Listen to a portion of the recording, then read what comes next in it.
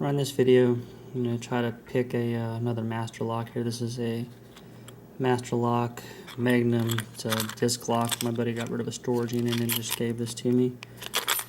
And this is tough under fire like all master locks are. And we're going to see if I can actually pick it here. So you see it is locked on here. Find a way to do this in the package.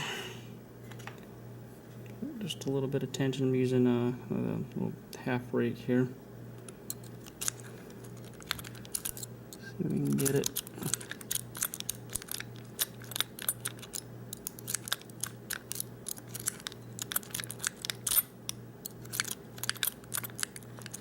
There it goes.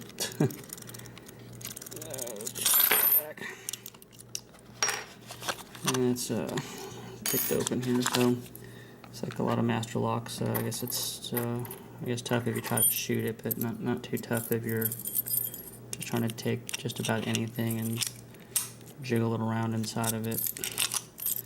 So, all right, until next time.